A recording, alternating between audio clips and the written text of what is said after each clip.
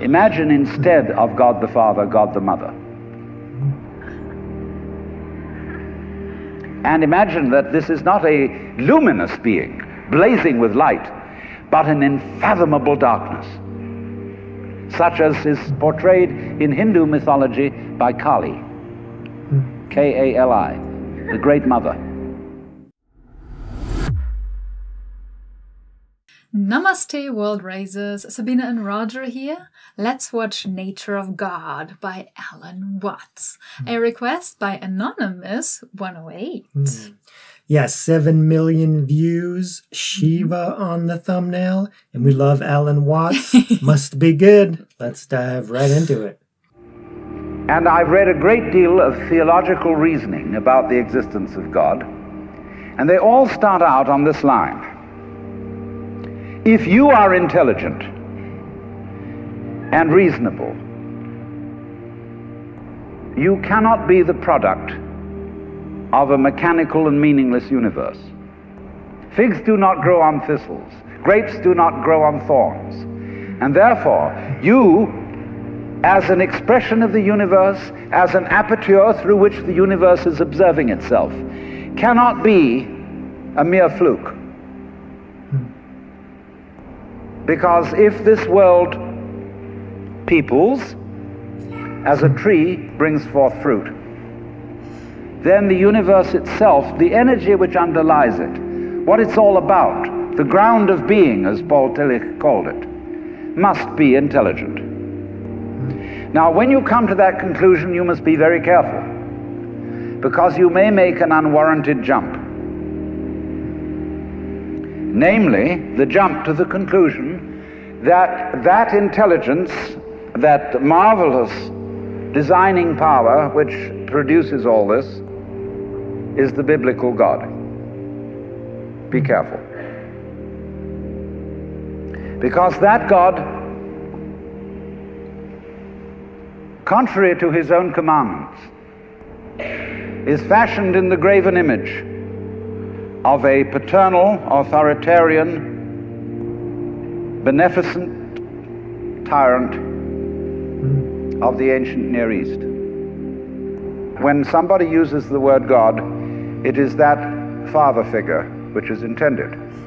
Because even Jesus used the analogy, the Father, for his experience of God. He had to. There was no other one available to him in his culture. But nowadays, we are in rebellion against the image of the authoritarian father. But to reject the paternalistic image of God as an idol is not necessarily to be an atheist. Although I have advocated something called atheism in the name of God. That is to say,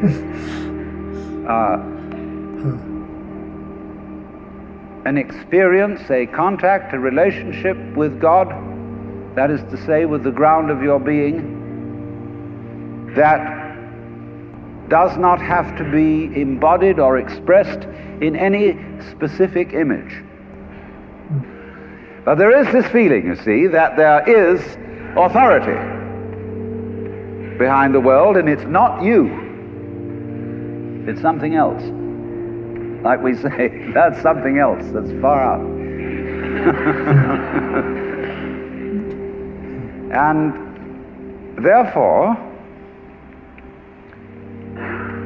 this Jewish, Christian, and indeed Muslim approach makes a lot of people feel rather strange, estranged from the root and ground of being.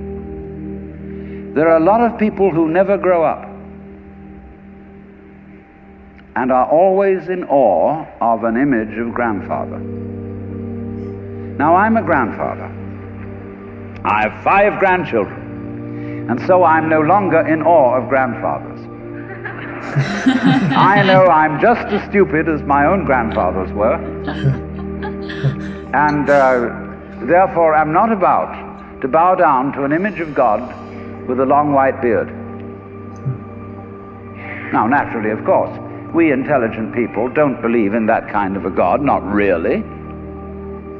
I mean, we think that God is spirit, that God is very undefinable and infinite and all that kind of thing.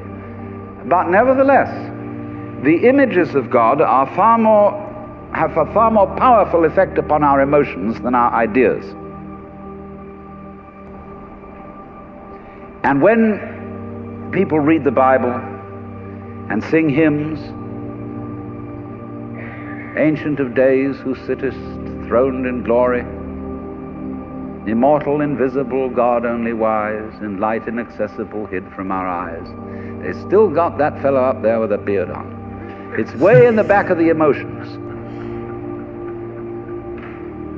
And so we should think, first of all, in contrary imagery. And the contrary imagery is, she's black. Imagine instead of God the Father, God the Mother. And imagine that this is not a luminous being, blazing with light, but an unfathomable darkness, such as is portrayed in Hindu mythology by Kali, K-A-L-I, the Great Mother, who is represented in the most terrible imagery. Kali has a tongue hanging out long, drooling with blood. She has fanged teeth. She has a scimitar in one hand and a severed head in the other. And she is trampling on the body of her husband, who is Shiva. Shiva represents also, furthermore, the destructive aspect of the deity, wherein all things are dissolved so that they be reborn again. And here is this blood-sucking, terrible mother as the image of the supreme reality behind this universe. Imagine, it's the representative of the octopus, the spider, the awful-awfuls, the creepy crawlies at the end of the line, which we are all terrified of. Now that's a very important image, because let us suppose, just for the sake of argument, that all of you sitting here right now are feeling fairly all right. I mean, you're not in hospital. You don't have the screaming memes. You have a sense, you probably had dinner and are feeling pretty good. But you know that you feel that you're fairly good because in the background of your minds, very far off in the background of your minds, you've got the sensation of something absolutely ghastly that simply mustn't happen. And so against that, which is not happening, and which doesn't necessarily have to happen, but by comparison with that, you feel pretty all right. And that absolutely ghastly thing that mustn't happen at all is Kali. I can't follow anymore. What's happening? Yeah, so he's talking about Kali, right? And then that part that you didn't understand was just the image of Kali standing on Shiva, yes. her husband, right? So you. What do you mean, Shiva is... Yeah, and some depictions of that. So Kali is another aspect of Parvati, I believe, and then Parvati... The wrathful aspect? Yeah, I think it's Parvati, that's Shiva's wife. So if anybody wants to clarify the Shiva's wives, but no, because they're all one, like all of the female Parvati, aspects. Yeah, Parvati, an incarnation of Parvati. Oh. Yeah, wife of the great Hindu god Shiva. Oh, so, okay. Yeah. So all of these deities, when you get into the higher, teachings of these deities, of course, they're all one because we're talking about non-duality. So even Shakti Shiva, that's the dualistic of male of female, but in reality, it's still one. The absolute Godhead is non-dual in nature, and then the different aspects are arising from that. So even the different depictions of Kali and Parvati and the other, symbolism or idols of the supreme feminine, it's still one, right? So, but in different forms, right? And therefore, at once, we begin to wonder whether the presence of this Kali is not in a way very beneficent. I mean, how would you know that things were good unless there was something that wasn't good at all? Now I'm not putting this forward as a final position. I'm only putting it forward as a variation, as a way of beginning to look at a problem and getting our minds out of their normal ruts. She's black. Well, she, first of all, feminine, represents what is called philosophically the negative principle. Now, of course, people who are women in our culture today and believe in women's lib don't like to be associated with the negative, because the negative has acquired very bad connotations. We say accentuate the positive. Well, that's a purely male chauvinistic attitude. How would you know that you were outstanding unless by contrast there was something instanding? And therefore the so-called negativity of the feminine principle is obviously life-giving and very important. But we live in a culture which doesn't notice it. You see a painting, a drawing of a bird, and you don't notice the white paper underneath it. You see a printed book, and you think that what is important is the printing, and the page doesn't matter. And yet, if you reconsider the whole thing, how could there be visible printing without the page underlying it? What is called substance, that which stands underneath, underneath, stands. To be substantial is to be underlying, to be the support, to be the foundation of the world. And of course, this is the great function of the feminine, to be the substance. And therefore, the feminine is represented by space, which is of course black at night. But were it not for black and empty space, there would be no possibility whatsoever of seeing the stars. Stars shine out of space, and astronomers, very high-powered astronomers, are beginning to realize that stars are a function of space. Now that's difficult for our common sense, because we think that space is simply inert nothingness. But we don't realize that space is completely basic to everything. It's like your consciousness. Nobody can imagine what consciousness is. It's the most elusive, whatever it is, that there is at all, because it's the background of everything else that we know. Therefore, we don't really pay much attention to it. We pay attention to the things within the field of consciousness, to the outlines, to the objects, to the so-called things that are in the field of vision, the sounds that are in the field of hearing, and so forth. But what it is that ever it is that embraces all that, we don't pay much attention to it. We can't even think about it. It's like trying to look at your head. You know, you try to look at your head, and what do you find? You don't even find a black blob in the middle of things. You just don't find anything. And yet that is that out of which you see, just as space is that out of which the stars shine. So there's something very queer about all this.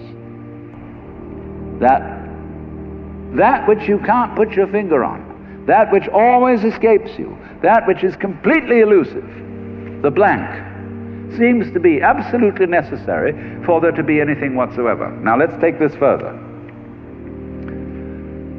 Kali also is the principle of death, because she carries a scimitar in one hand and a severed head in the other.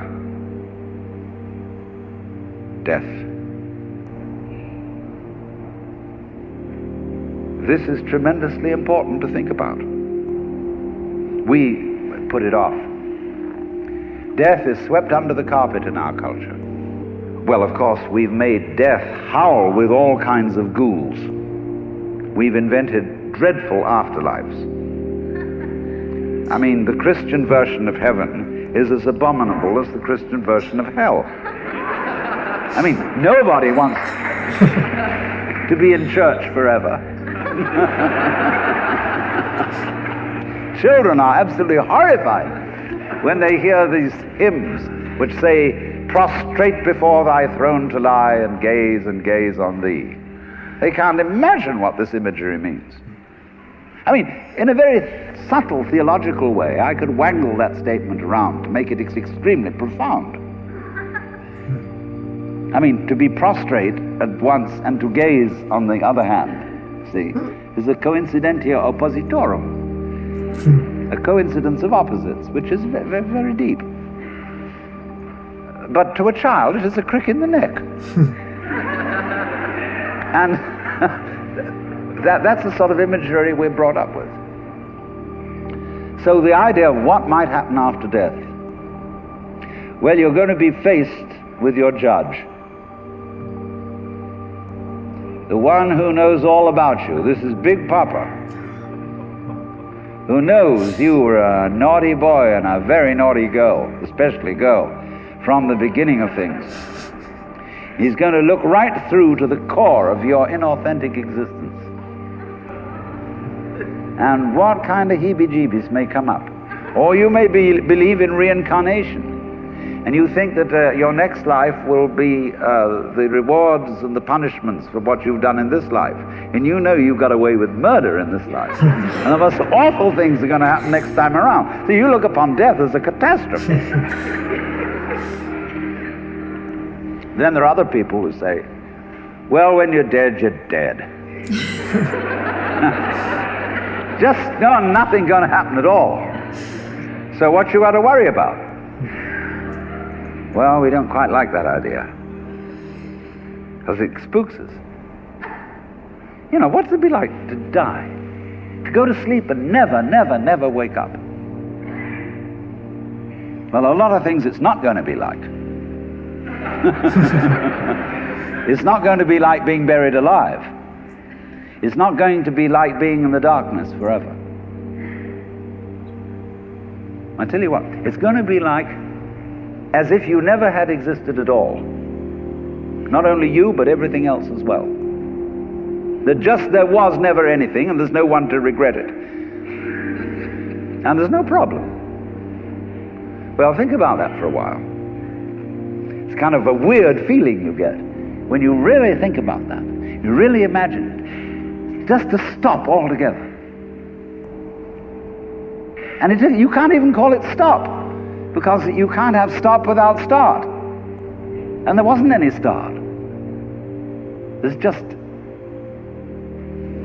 no thing. Well, then when you come to think of it, that's the way it was before you were born.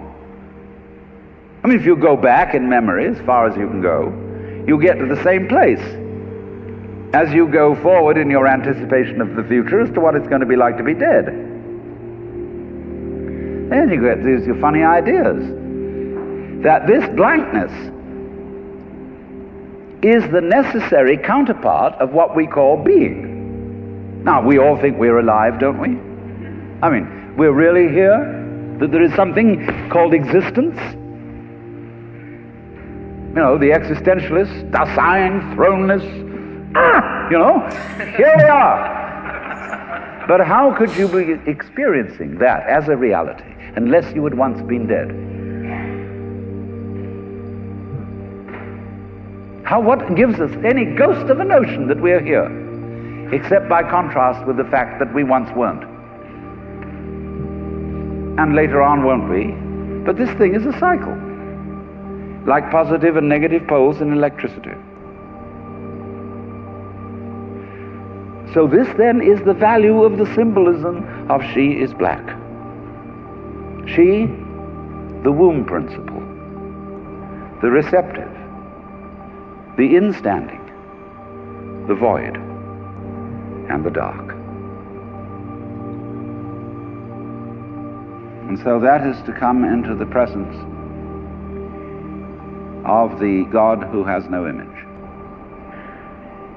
Behind the Father image, behind the Mother image, behind the image of light inaccessible, and behind the image of profound and abysmal darkness,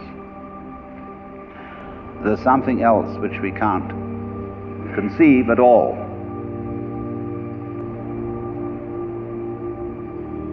Dionysius the Areopagite called it the luminous darkness. Nagarjuna called it Shunyata, the void. Shankara called it Brahman, that which can only, of which nothing at all can be said. Neti neti, beyond all conception whatsoever. And you see, that is not atheism in the formal sense of the word. This is a profoundly religious attitude, because what it corresponds to practically is an attitude to life of total trust, of letting go.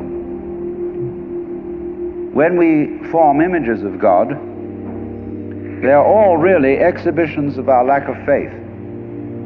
Something to hold on to, something to grasp. How firm a foundation, what lies underneath us, the rock of ages, or whatever, Ein feste Burg. But when we don't grasp, we have the attitude of faith.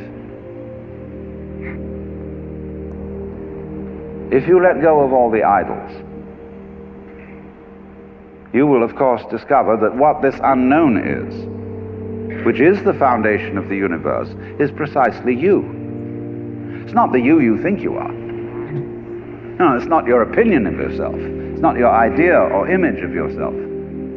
It's not the chronic sense of muscular strain, which we usually call I. You can't grasp it. Of course not. Why would you need to? Supposing you could, what would you do with it? And who would do what with it? You can never get at it. So there is that profound central mystery. And the attitude of faith is to stop chasing it. Stop grabbing it. Because if that happens, the most amazing things follow. But all these ideas of the spiritual, the godly, as this attitude of must, and we have been laid down the laws which we are bound to follow, all this jazz, is not the only way of being religious and of relating to the ineffable mystery that underlies ourselves and the world. There was a lot in there. I wish I would have written a few notes. Yeah, maybe you start.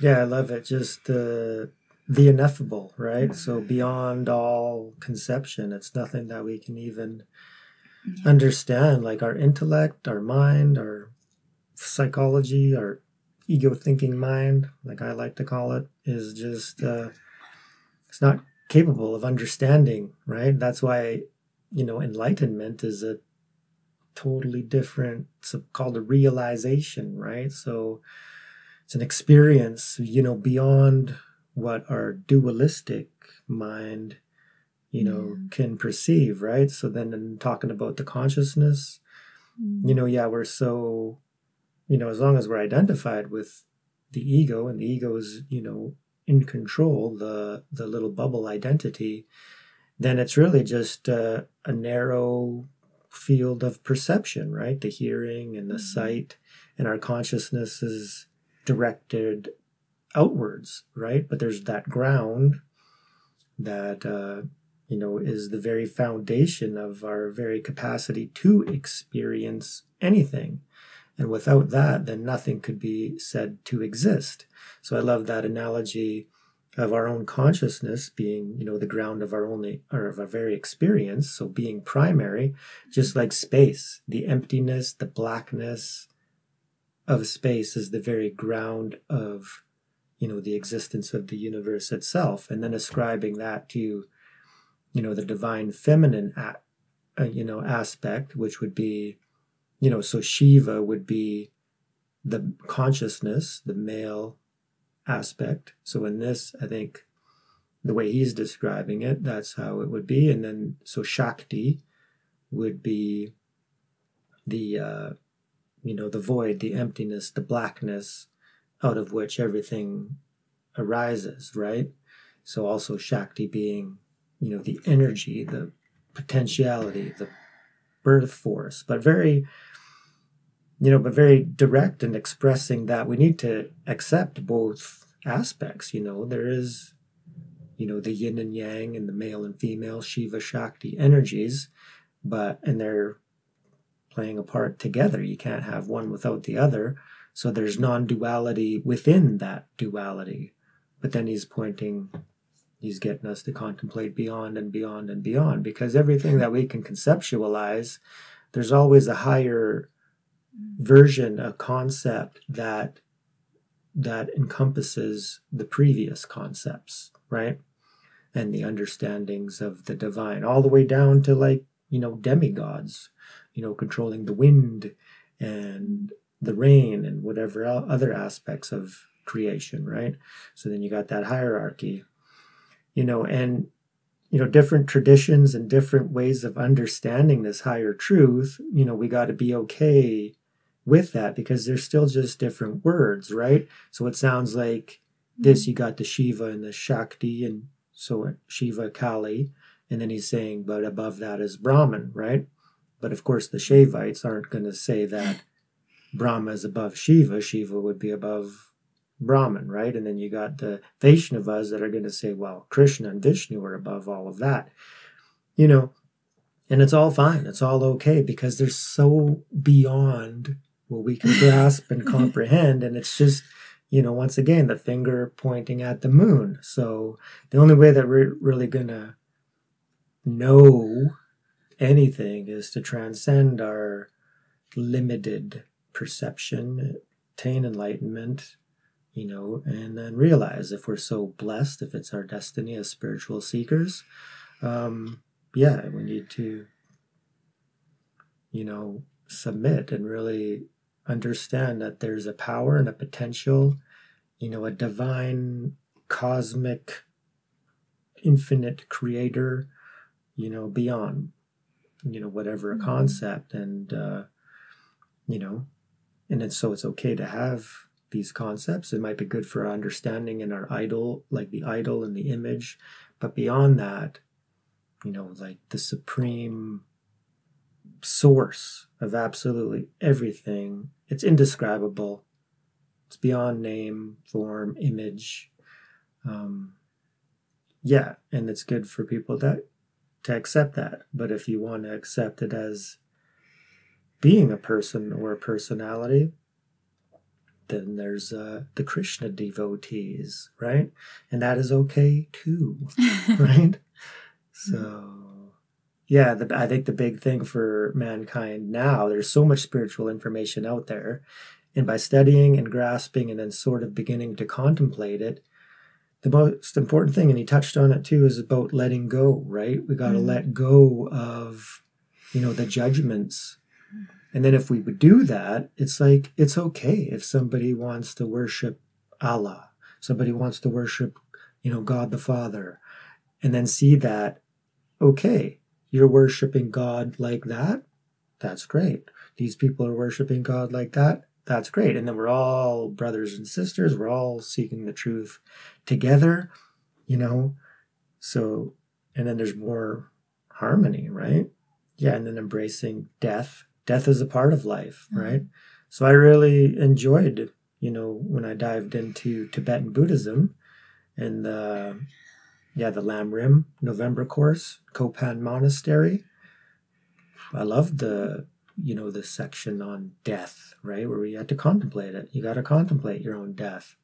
And it really puts things into perspective. And then the teachings of precious human rebirth. This is a precious human lifetime.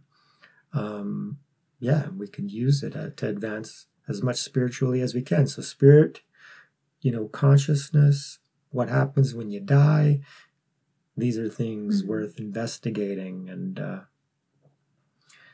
and then what's important, right? What's really important when you really understand that you're going to die someday, maybe sooner than you think. Yeah. Time of death is uncertain, so we need to contemplate it and accept it, right? Mm-hmm. So Kali being, that wrathful form, symbolic of death, in a sense, it's a cycle, right? Are we going to seek the truth in advance or what? And then the depictions of hell, and heaven, right? Do you want to go to either one of those for all time in eternity as like an ego identified as, here I am, this is me, I am Roger, because I was named that, and then all of the influences and programs from my culture, and then my family's belief system, and that's what I believe too, and that's who I am. So and then I'm going to go to a heaven, and I'm going to be that for eternity, or is there an aspect of myself that is beyond this limited identity, right? Like, are we truly our names? Like the names that are given to us by our parents, is that truly who we are ultimately? Or is there, a higher self? Because why are these beings talking about self-realization, right? What are we seeking as spiritual seekers? The self with a capital S. What is that? Yeah, that was too much in there, and I think Roger touched on everything. I think it's cool that, sometimes when he said neti neti or Brahman or whatever, slowly I start understanding these words, and just because repetition, everybody's I don't know, I thought that was cool that I slowly sorry, the Hindu terminology, we're slowly getting it and learning it. The Satguru books are fantastic with that. There's a glossary at the end of the book, so reading that, learning the words. And of course, our wonderful commentators helping us out with, I love it when I get a nice long, comment just explaining a lot of this wisdom. So keep them coming, right? Somebody commented the other day that their comment was too long, and I'm like, no. It's not too long. This was great because I read them, and I'm learning a lot. So I take care of the short comments because I'm also afraid that I don't understand everything, especially when it becomes technical. And so I leave them for Roger, and then Roger tells me later, and he's so happy because he loves all this knowledge, whereas if I would read it, I would forget it very quickly. But and then I tell her about the wonderful wisdom in the comments section. So thank you so much if you are one of our wisdom commentators, and if you're one of the short commentators. Absolutely, any comment is good. So thank you so much for joining us for this deep and profound contemplative video. If you liked it as much as we did, please hit that like button. Remember to subscribe. It really, really helps the channel. Of course, keep those comments coming. And remember, raise yourself and raise the world. Thank you so much, everyone. And a very special thank you to all our members. We love you. Peace.